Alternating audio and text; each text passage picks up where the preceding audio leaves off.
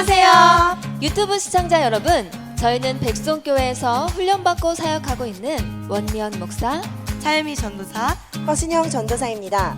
백성교회는 매일 낮밤으로 예배를 드리며 살아있는 말씀으로 힘을 얻어 하나님의 동역자로 거듭나는 곳인데요. 귀한 은혜가 있는 곳, 영혼의 깊은 치유가 이루어지는 곳인 저희 백송교회 백송수양관의 집회 일정을 말씀드리겠습니다. 백송교회 백송수양관에서는 특별 집회 일정 이외에도 인천, 대구, 보령, 미국, 캐나다에서 계속해서 집회가 진행됩니다. 여러분, 백송교회 백송수양관에 오셔서 하나님이 일하시는 예배 가운데 내면에서부터 영성혁명을 일으키시고 뜨거운 찬양과 열정적인 말씀을 통해 열매 맺는 삶으로 변화되는 기적의 현장, 변화의 현장, 치유의 현장 백성교회 백송수양관으로 사랑하는 여러분을 초대합니다. 이 시간에 함께 말씀을 보겠습니다. 빌립보 1장 12절로 14절 말씀. 형제들아, 내가 당한 일이 도리어 복음 전파의 진전이 된 줄을 너희가 알기를 원하노라. 이러므로 나의 매임이 그리스도 안에서 모든 시대한과 그 밖에 모든 사람에게 나타났으니 형제 중 다수가 나의 매임으로 말미암아 주 안에서 신뢰함으로 겁없이 하나님의 말씀을 더욱 담대히 전하게 되었느니라. 아멘. 이 시간에는 해석의 힘이라는 제목으로 함께 은혜를 나누길 원합니다. 모든 일은 어떻게 해석하느냐에 따라서 달라집니다. 아들과 딸을 결혼시킨 어느 부인집에 부인의 친구들이 찾아왔습니다. 축하한다는 말과 함께 당신의 사위는 어떤 사람인가? 라고 물었어요. 그랬더니 사위는 딸에게 잘해주는가? 라고 물으니까 그 부인이 대답합니다. 나는 정말 훌륭한 사위를 얻었어. 내 사위는 딸에게 일찍 일어나지 말고 늦게까지 자라 그래. 그리고 매일 가서 미용실 가서 예쁘게 다듬으라 그래. 그리고 저녁 되면 근사한 레스토랑 가서 맨날 저녁마다 밥을 사준다네. 정말 너무너무 멋있는 사위를 얻었지. 어머, 정말 그렇다. 그러면 친구들이 막 부러워하면서 또 묻습니다. 그럼 아들과 결혼한 며느리는 어때? 그러자 부인의 표정이 갑자기 어두워집니다. 아유, 내 며느리 말도 마. 끔찍해. 어쩜 그렇게 게으른지 맨날 늦잠 자고 하루가 멀다고 미용실 간다네. 밥은 안에 처먹고 저녁마다 레스토랑 가서 고급 음식을 먹어요. 그러니 우리 아들 등골을 다 빼먹지. 아유, 생각하면 잠이 오질 않아. 어때요, 여러분? 내로남불이죠? 내가 하면 로맨스, 남이 하면 어떻게? 불륜. 여러분, 해석하게 달렸어요. 해석하게. 인생을 결정짓는 것은 해석입니다. 이 딸과 며느리의 상황은 똑같아요. 그런데 그것을 바라보는 어머니의 해석은 완전히 반대입니다. 우리는 같은 상황이라도 다르게 해석하며 살아갈 수가 있습니다. 그래서 그리스 철학자인 이 에픽테토스는 이런 말을 했습니다. 문제는 사건 자체가 아니라 사건에 대한 우리의 해석이다. 할렐루야. 참으로 사람들은 해석에 따라 전혀 다른 인생을 살아갑니다. 감사할 것밖에 없는 상황 속에서도 불평하며 사는 사람이 있고 원망할 수밖에 없는 상황 속에서도 감사하며 사는 사람이 있어요. 여러분은 어떤 사람입니까? 쌀떡에 쌀이 반 정도 남았어요. 이야, 아직도 세상에 그렇게 먹었는데 쌀이 반이나 남았네. 아유, 반면에 아니, 언제 이렇게 쌀을 다 먹고 반밖에 안 남은 거야? 큰일 났네. 이런 사람이 있죠. 나뭇가지 앉아서 지저귀는 새를 보면서 야, 저 새가 참 아름답게 노래하네 하는 사람이 있는가 하면 저 새가 뭐가 이렇게 슬퍼서 울지? 이런 사람이 있습니다. 여러분 어떤 사람이에요? 이렇게 해석은 절대적인 힘을 가지고 있어요. 그럼 오늘 우리는 행복하게 사는 사람은 행복한 상황 속에 사는 사람이 아니라 행복하게 해석할 수 있는 사람이고, 불행하게 사는 사람은 불행한 상황 속에 있는 것이 아니라 불행하게 해석하는 사람임을 알아야 돼요. 닉 부이치치, 사지가 없어도 행복하고, 할렐루야. 헬렌 켈러, 보이지 못하고 듣지 못하고 말하지 못해도 행복해요. 사실 세상을 살아간 사람들은 누구나 고난을 겪고 어려운 일을 만납니다. 젖지 않고 피어나는 꽃이 없고 흔들리지 않고 서 있는 나무가 없듯이 인생은 누구나 고난과 역경과 환난을 만납니다. 그러나 시편 50편 15절에 환난 날에 나를 부르라. 내가 너를 건지리니 네가 나를 영화롭게 하리라. 할렐루야. 예, 문제는 역경을 해석하는 힘에 있습니다. 예, 척수인들 목사는 우리 인생은 사건 10%와 그 사건을 대하는 우리의 반응 90%로 이루어진다 그랬어요. 다시 말하면 인생은 그 사건 자체보다는 우리 삶에 일어난 사건에 대한 우리의 해석에 따라 결정된다는 거예요. 어떤 상황에 대한 우리의 해석은 긍정적일 수도 있고 부정적일 수도 있는데 그 해석에 따라 똑같은 상황이 축복이 될 수도 있고 삶의 덫이 될 수도 있습니다. 특히 불행한 사건에 대한 해석이 더욱 그러한데 시험과 고난, 아픔과 위기를 어떻게 해석하느냐에 따라서 삶의 방향이 달라집니다. 여러분 그렇습니다. 우리가 주님과 함께 영광을 받기 위해서는 고난도 함께 받아야 된다 그랬어요. 로마서 8장 17절로 18절 자녀이면 또한 상속자 곧 하나님의 상속자의 그리스도와 함께한 상속자니 우리가 그와 함께 영광을 받기 위하여 고난도 함께 받아야 할 것이니라. 생각하건대 현대의 고난은 장차받을 영광과 비교할 수 없도다. 예, 베드로전서 1장 6절로 7절도 보니까 그러므로 너희가 이제 여러 가지 시험으로 말미암아 잠깐 근심하게 되지 않을 수 없었으나 오히려 크게 기뻐하도다. 너희 믿음의 확실함은 불로 연단하여도 없어질 금보다 더 귀하여 예수 그리스도에서 나타나실 때에 칭찬과 영광과 존귀를 얻게 할 것이니라 그랬어요. 오늘 여러분은 이 여러분의 인생을 어떻게 해석하느냐, 거기에 따라 여러분의 인생이 달려있다는 걸 알아야 돼요. 여러분은 어떻게 해석하고 계십니까? 그래, 지금 내게 이 고난이 온 것은 장차받을 영광과 비교할 수 없는 고난, 하나님께서 이 고난을 통해 내가 죄를 졌으면 회개하고 돌아오라, 죄를 지지 않는데도 고난을 허락한다면 그래, 나의 고난을 함께 지고 가지 않을래? 결국은 장차받을 영광으로 하나님이 갚아주실 거라는 그런 해석을 하심으로 날마다 무릎 꿇고 기도하며 주님을 찾는 여러분 되길 원합니다. 한 번 예배드려, 두 번 예배드려, 세 번 예배드려, 에휴, 나는 뭐 남들처럼 뭐 은혜 받는 것 같지도 않고 뭐 오는 것 같지도 않아, 이렇게 생각하시는 분들, 여러분 가랑비에 옷 젖는지 몰라요. 어느 순간에 하나님이 팡 터뜨릴지 몰라요. 그러니까 예배 자리에 열심히 해서 예배 드리다 보면 우리 하나님이 확 기름 부어주셔서 나도 모르게 어떤 일이 벌어질지 아무도 몰라요. 오늘 여러분은 여러분의 인생을 어떻게 해석하며 살아가고 계십니까? 어떻게 해석하느냐에 따라서 인생의 의미와 가치는 완전히 달라집니다. 예를 들어 나이가 든다는 사실에 대해 여러분은 어떻게 해석을 하십니까? 많은 사람들이 나이가 드는 것을 싫어하고 두려워합니다. 웬일입니까? 2019년 1월달이 엊그제 같은데 어느 순간에 반년이 지나고 또 지나고 이제는요 몇 달 안 남았어요. 와, 4분의 3이 지나갔어. 이제 금방 한 살이 더 먹어. 세월이 유수같이 흘러버려. 많은 사람들이요 나이가 드는 것을 두려워하고 싫어하죠. 그러나 여러분 나이가 들어서 얻어지는 게 많죠. 지혜는 아무리 많이 배워도 나이가 든 사람을 따라갈 수가 없어요. 나이가 들어감에 따라 얼굴에는 주름살이 늘고 머리는 휘어져 아름다움을 잃게 된다고 생각합니다. 또 체력이 예전 같지 않아서 건강한 삶을 살 수 없고 온갖 질병에 노출되어 소망을 이룰 수밖에 없다고 생각합니다. 그런데 어떤 사람은 나이가 든다는 사실을 긍정적으로 해석합니다. 다음은 누군가가 인터넷에 올린 나이가 든다는 것은 이런 글입니다. 나이가 들면서 시력이 나빠지는 것은 작고 사소한 것, 가까운 것만 보지 말고 크고 멀리 있는 것만 보고 살라는 뜻이고, 귀가 잘 안 들리게 된 것은 필요 없는 잔소리, 작은 소리 듣지 말고 그냥 필요한 큰 소리만 들으라는 뜻이다.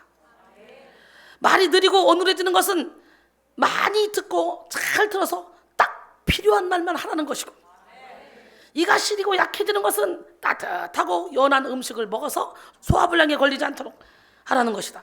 걸음걸이가 부자연스러운 것은 매사에 조심하고 멀리 나가지 말라는 뜻이고, 허리가 굽어진 것은 다른 사람을 존중하면서 겸손하게 자신을 돌아보며 살라는 뜻이다.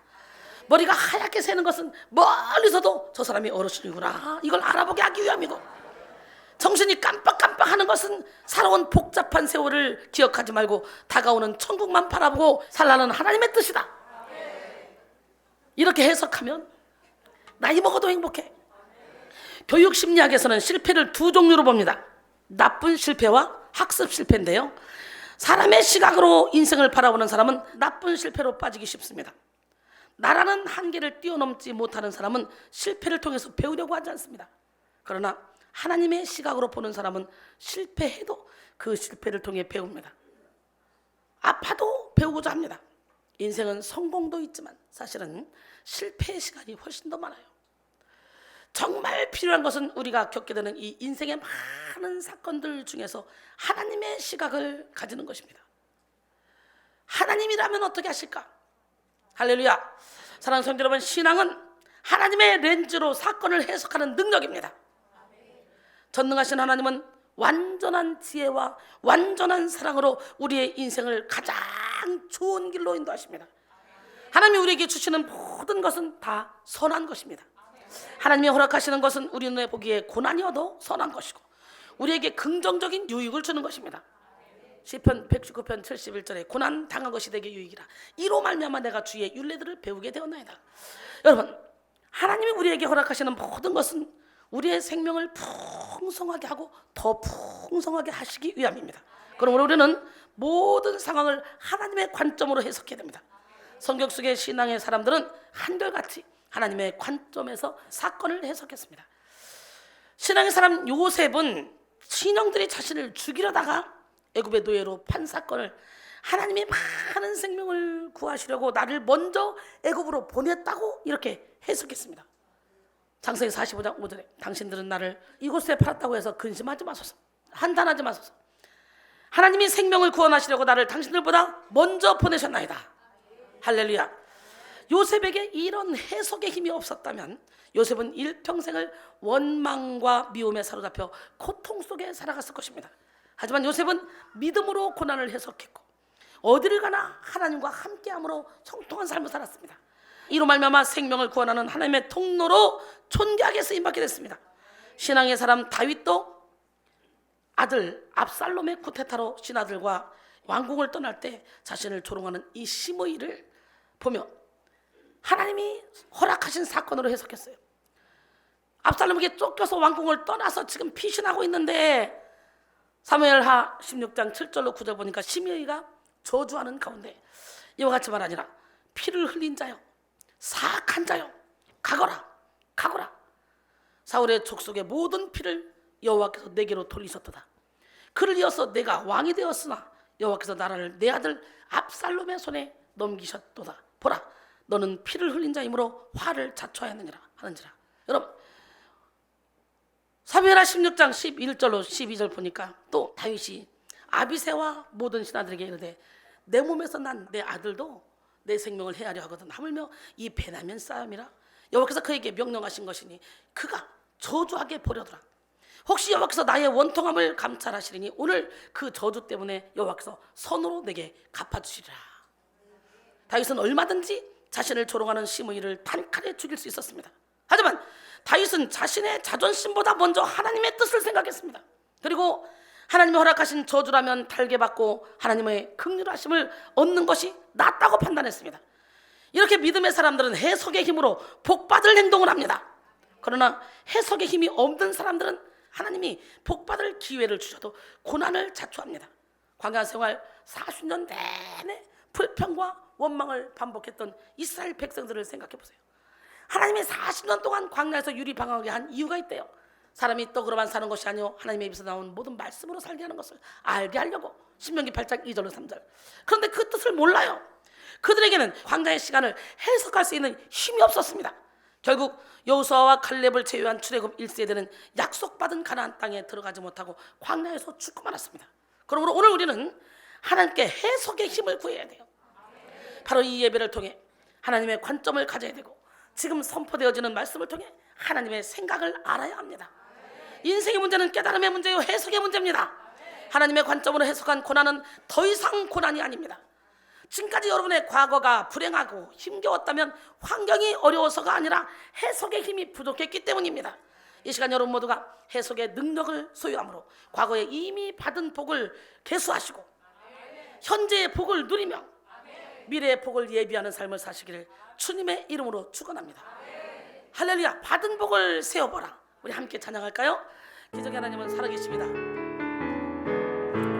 세상 모든 풍파 너를 흔들어 약한 마음 낙심하게 될 때에 내려주신 주의 복을 세어라. 주의 크신 복을 내가 알리라.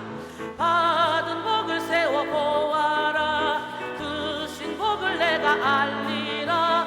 받은 복을 세어보아라. 주의 크신 복을 내가 알리라. 세상 근심 걱정 너를 두르고 십자가를 등에 지고 나갈 때 주가 내게 주신 복을 세어라. 두려움 없이 항상 찬송하리라. 받은 복을 세어보아라. 크신 복을 내가 알리라.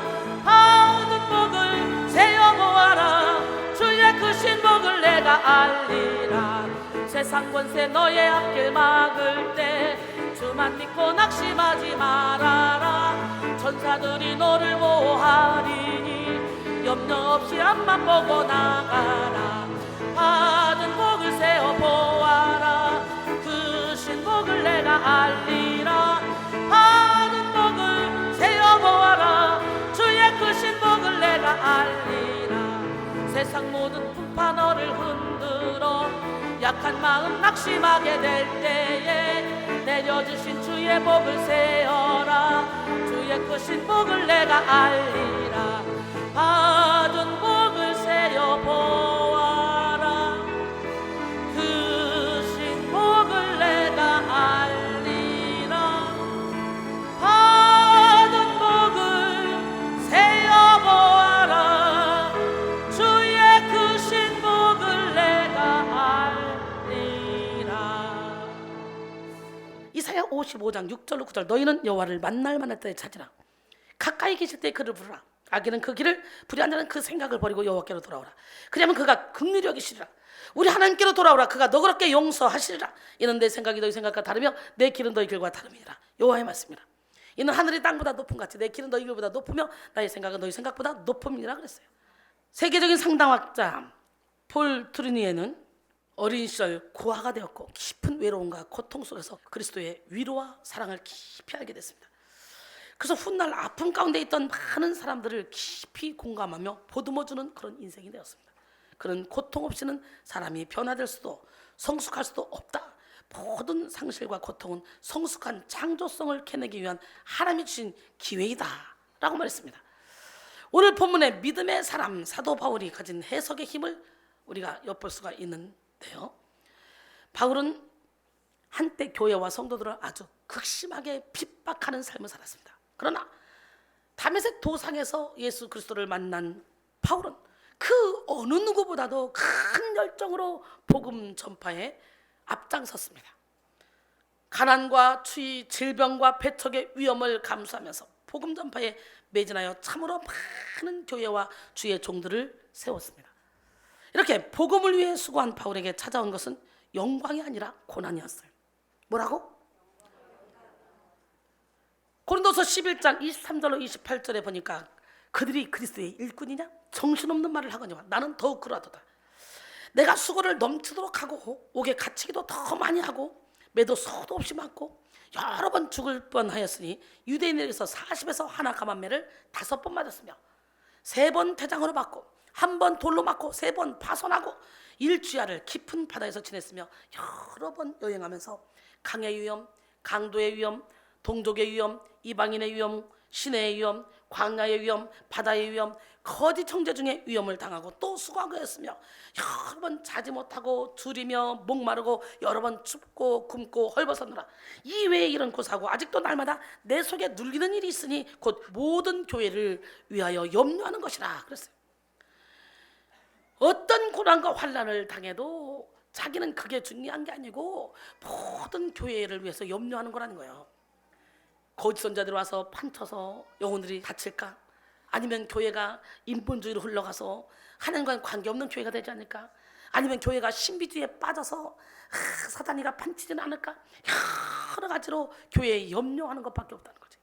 오늘 죽을 뻔한 수도 없이 많은 그런 아픔을 겪었지만 그게 중요하지 않다는 거지. 우리 모두가 이 바울과 같은 이 마음을 가지면 교회는 금방 부흥되고 이 교회를 통해 하나님이 하실 일이 빨리빨리 열릴 거 아닙니까? 오늘 본문을 쓸 때도 바울은 육체적으로 불편하고 정서적으로 불안한 그런 상황이었습니다. 왜? 감옥에 있었잖아요. 그러므로 그는 얼마든지 불평하고 원망할 수가 있는 상황이에요. 내가 이렇게 힘을 다해서 선교하고 헌신했는데 왜 내게 이런 고난이 있는가?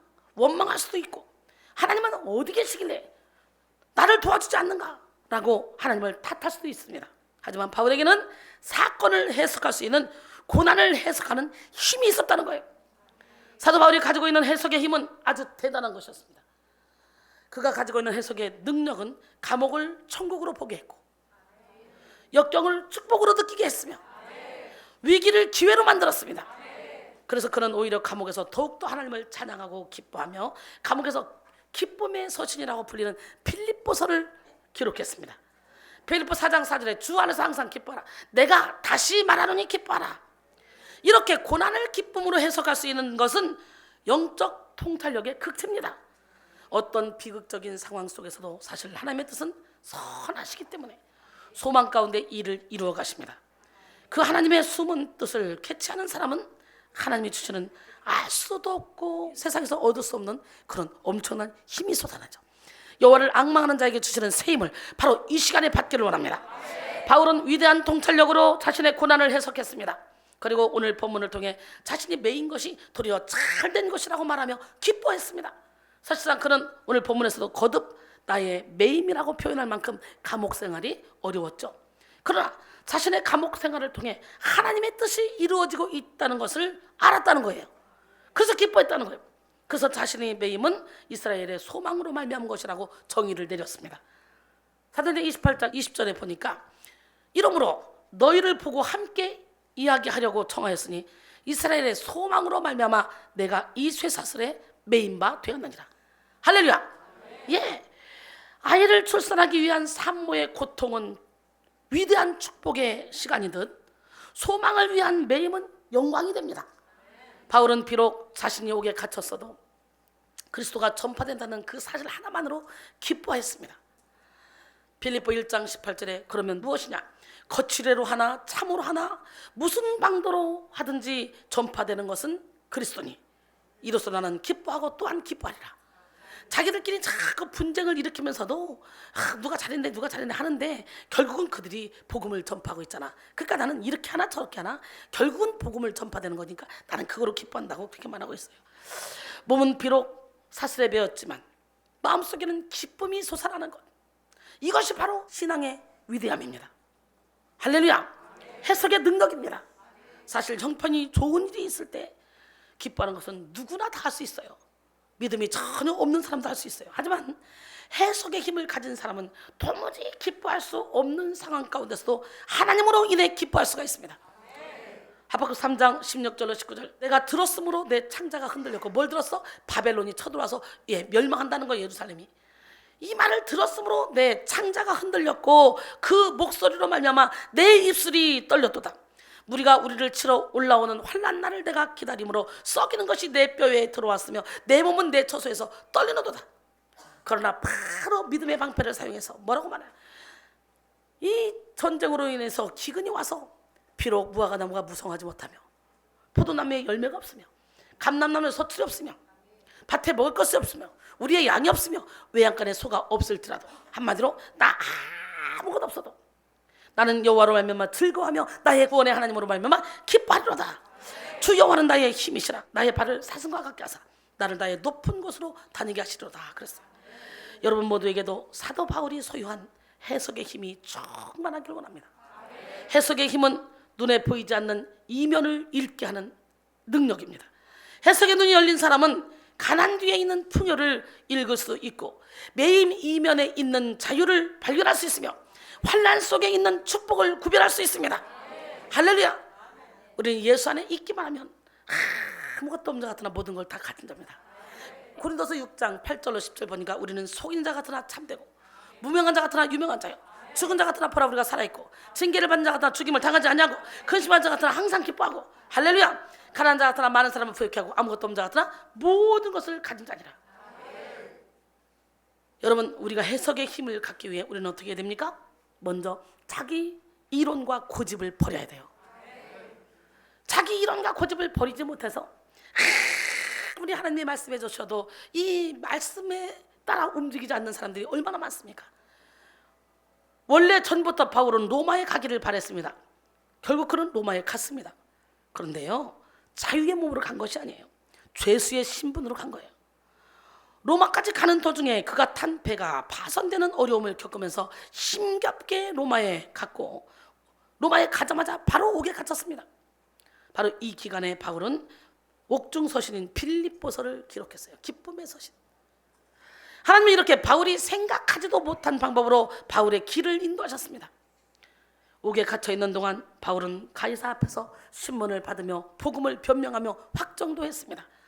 그러나 가이사의 최종 판결이 나기까지 바울은 계속해서 쇠사슬에 매여 있어야만 했습니다.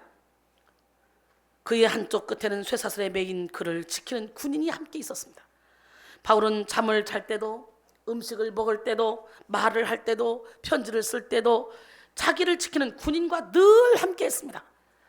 빌립보 1장 13절에 이러므로 나의 매임이 그리스도 안에서 모든 시위대 안과 그 밖의 모든 사람에게 나타났나니, 이걸 직역하면 나의 매임이 그리스도 안에서 알려졌나니 이겁니다. 나의 매임이 그리스도 안에서 알려졌느니라. 여러분, 나의 매임과 시위대란 이 말을 통해 바울이 아직도 풀려나지 않고 있었다는 사실과 본서가 바로 그 투옥 상태에서 쓴 옥중 서신임을 알 수가 있죠. 바울이 그리스도로 말미암아 매임바 되었다는 사실은 모든 시위대 안에 나타났습니다. 시위대는 로마의 황제 가이사의 직속 부대를 일컫습니다. 그들은 바울을 감시하고 감옥에 묶인 삶을 살도록 지키는 사람들이었어요. 그런데 오히려 그들은 바울로 인해서 예수를 영접하게 되었습니다. 바울은 감옥으로 자신을 찾아온 유대인들에게 복음을 전했는데, 바울이 사람들에게 예수 그리스도를 전하며 가르칠 때마다 그를 지키는 군인도 덩달아서 함께 들을 수밖에 없잖아. 옆에 있으니까. 가택연금이야, 가택연금. 사도행전 28장 23절, 그들이 날짜를 정하고 그가 유숙하는 집에 많이 오니 바울이 아침부터 저녁까지 강론하여 하나님의 나라를 증언하고 모세의 율법과 선자의 말을 가지고 예수에 대하여 권하더라. 이 가택연금, 옛날에 유배 갔을 때 그런 상황이죠. 감방에 갇혀서 철장문에서 들어서 이렇게 착고에 차서 이런 상황이 아니에요. 지금 이 상황은. 근데요, 시큰 두들겨 맞고 철장에 갇혀서 감방에는 이 상황에서도 바울과 실라는 기도하고 찬양하며 옥토가 흔들리고 옥문이 열리고 감방에는 많은 사람의 매임이 싹 다 풀리는 역사가 일어나고 간수장이 구원받는 역사가 일어나지. 그러니까 복음에 사로잡힌 사람은 어디를 가든지 그게 다 하나님의 뜻이라고. 감방에 가서 복음을 전하게 하려고. 할렐루야. 그러니까 이걸 다 하나님의 관점으로 해석하는 능력이 있어야 된다. 바울은 이렇게 자신을 찾아온 사람들에게 말씀을 전했고, 사람들이 돌아간 후면 자연스럽게 바울은 그를 지키는 군인들과 함께 대화를 나누었을 것입니다. 그럴 때마다 바울은 그에게 자신의 과거를 소상하게 들려주면서 내가 매인 것은 잘못해서가 아니야, 범죄자라서가 아니라 예수 그리스도를 믿고 전하며 가르쳤기 때문이야 라는 것을 밝혔을 것입니다. 또 이 군인들은 바울 곁에서 바울의 일거수일투족을 지켜보았습니다. 그들은 바울이 전하는 말씀을 들으면서 바울이 매임바 된 것은 순전히 그리스도로 말미암은 것이구나, 이걸 알게 된 거예요. 바울 옆에서 바울의 이야기를 듣고 바울의 삶을 지켜보았던 군인들은 마침내 예수를 믿게 되었고, 바울이 그리스도로 말미암아 매임바 된 것을 시대 안에 동료들에게 알렸습니다. 범죄로 잡힌 게 아니래. 예수를 전하다 그랬대. 예수가 우리의 구원자시래. 거꾸로 전도하게 된 거예요. 또한 자기의 가족들에게도 알렸어요. 시대 안에 동료들에게만 알린 것이 아니라 그 결과 오늘 본문의 말씀과 같이 바울의 매임이 그리스도 안에서 이루어졌음은 모든 시대 안에 나타났습니다. 분명 로마 교회의 성도들은 가이사와 그의 시대 사람들에게 복음이 전해지기를 기도하고 바라며 있었을 것입니다. 그러나 로마 교회의 성도들로서는 그들에게 복음을 전할 길이 없잖아요. 그래서 하나님은 바울을 감옥에 갇히게 하는 그런 생각 밖의 방법을 써서 그들에게 복음이 전해지도록 하셨다는 것이, 이것이 하나님의 역사입니다. 사람 편에서 보면 바울은 시대 군인들의 손에 매임받았습니다. 그러나 하나님 편에서 보면 시대 군인들이 바울의 손에 매임받은 거예요. 이렇듯 하나님은 악을 선으로 바꾸시며 모든 것을 합력하여 선이 되도록 역사하십니다. 로마서 8장 28절에 우리가 알거니와 하나님을 사랑하는 자 곧 그 뜻대로 부르심을 입은 자들에게는 모든 것이 합력하여 선을 이루느니라.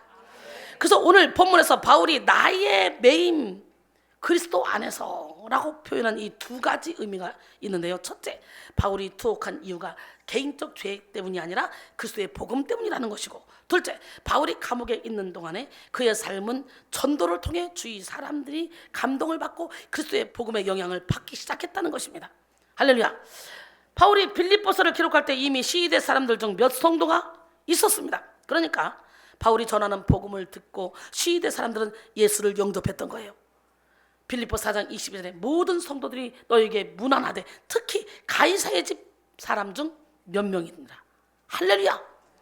이렇게 바울이 그리스도로 말미암아 메인바 되었다는 사실은 시대 사람들의 입을 통해서 점점 퍼져나갔어요.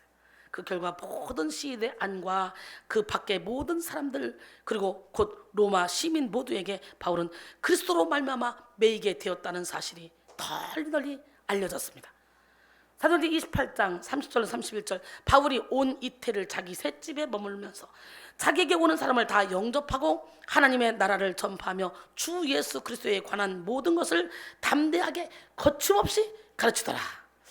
이처럼 바울이 당한 일은 도리어 복음 전파의 진전이 되었다는 거지. 말하자면 하나님이 바울을 사용하셔서 로마를 복음화시킨 것입니다. 이에 바울은 자신의 매임이 교회 밖에서 복음 전파의 진전이 되었음을 빌립보 교회 성도들에게 분명하게 알리고 있어요. 이게 소문나고 교회 밖 사람들도 다 안다는 거예요.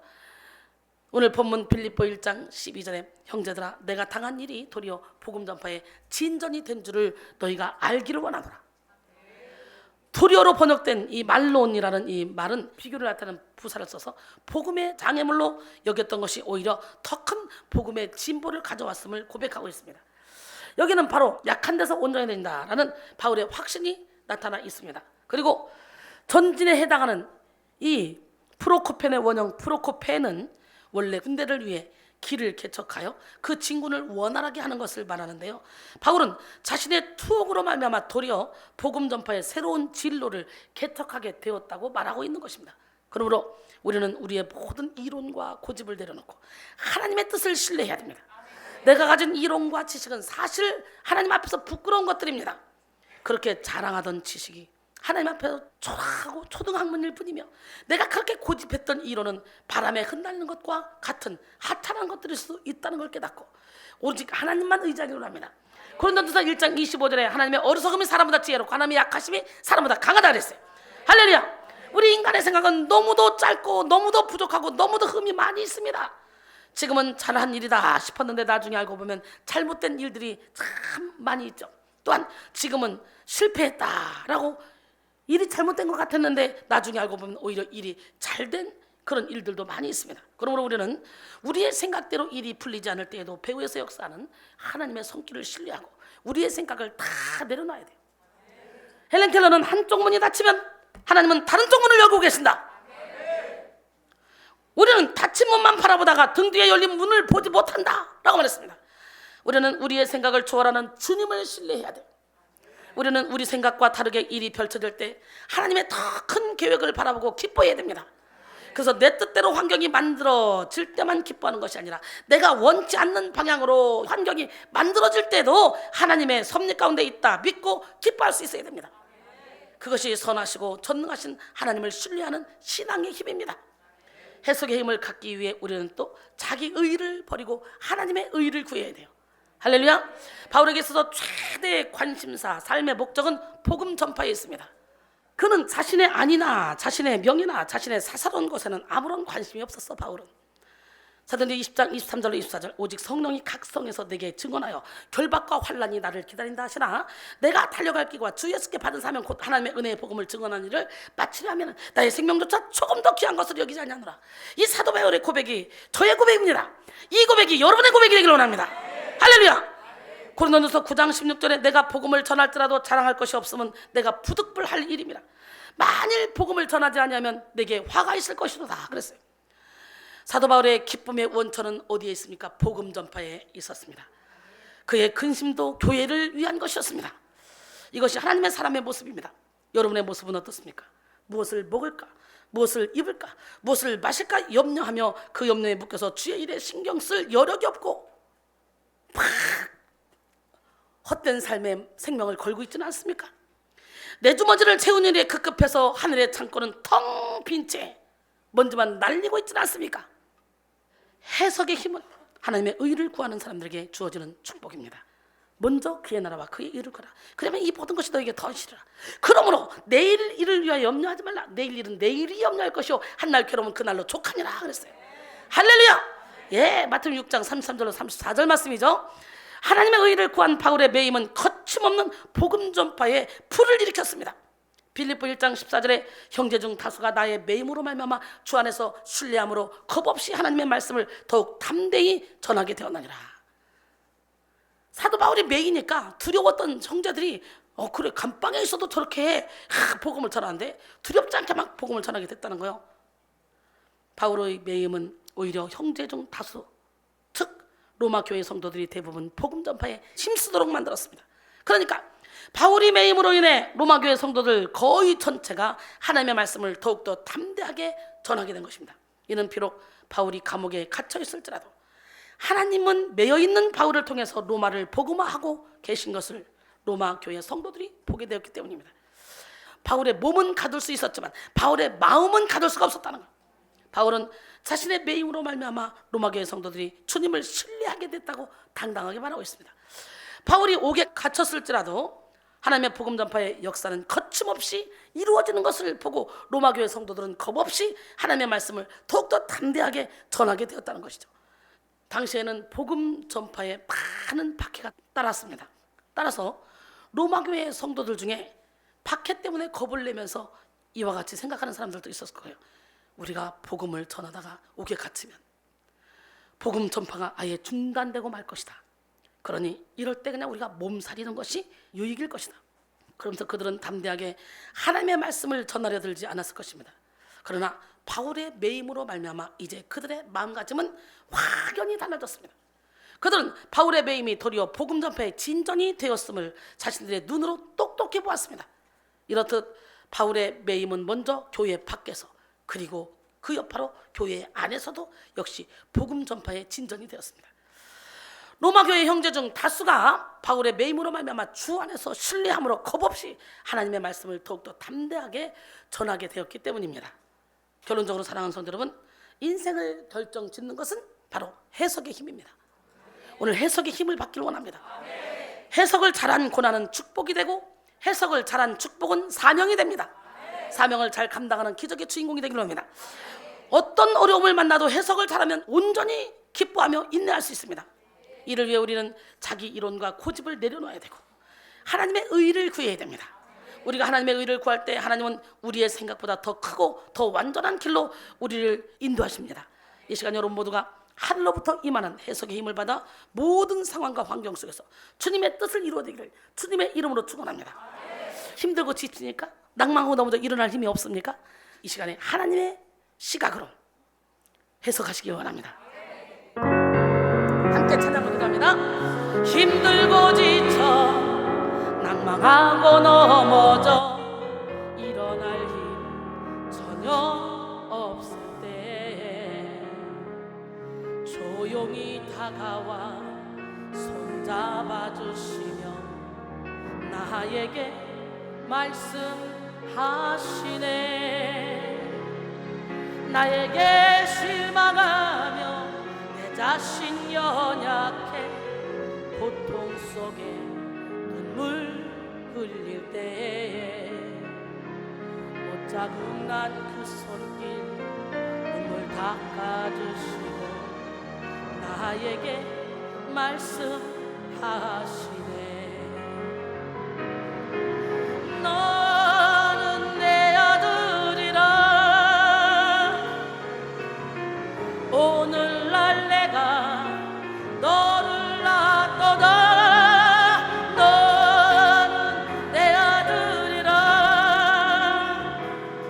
나의 사랑하는 내 아들이라 언제나 변함없이 언제나 변함없이 너는 내 아들이라 너는 내 아들이라 나의 십자가 고통 해산의 그 고통으로 내가 너를 낳았으니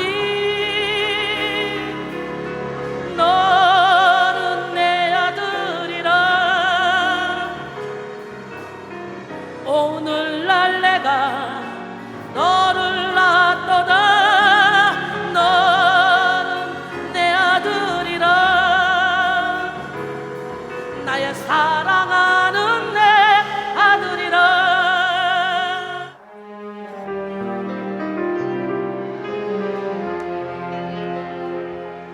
너의 가는 길에 주의 축복이 있으리. 영광의 주 함께 가시니 내가 밟는 모든 땅 주님 다스리리. 너는 주의 길 예비케 되리. 주님 나라 위하여 길 떠나는 나의 형제여. 주께서 가라시니 너는 가라. 주의 이름으로 거칠은 광야 위에 꽃은 피어나고 세상은 내 안에서 주님의 영광 보리라. 강하고 담대하라. 세상 이기신 주 늘 함께 너와 동행하시